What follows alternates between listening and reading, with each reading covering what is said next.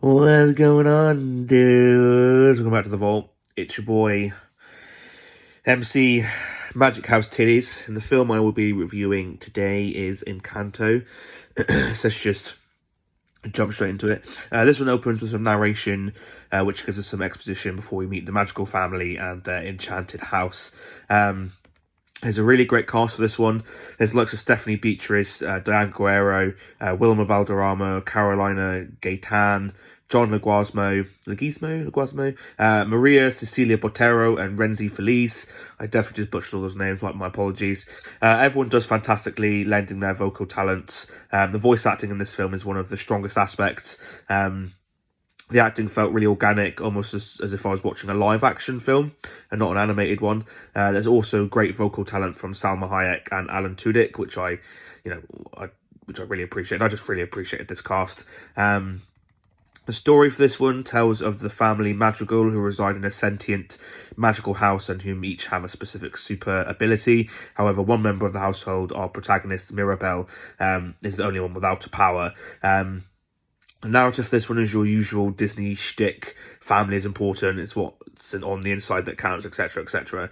Nothing really new there. However, there are some cool concepts in the form of the sentient house, which would interact with all the characters in some really funny ways. Then there were the various powers, which also offer up a little uniqueness, and more laughs in the overall story. The story is enjoyable for the most part, and it's always a plus when there are jokes that even the adults can laugh at.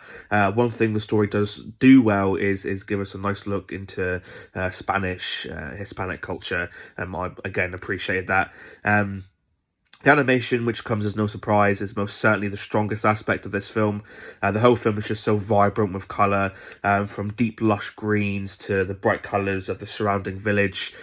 Even the outfits the characters wear are full of just these colourful designs. There's just so much loving detail put into this film. Especially the different bedrooms of the family members, which match their particular power.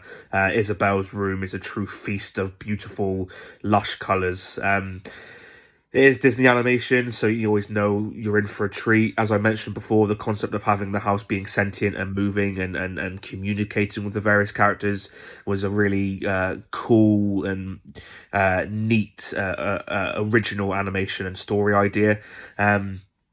The only thing I really learned from this was that if I had a magical house that gave me food whenever I needed it, I'd probably never leave.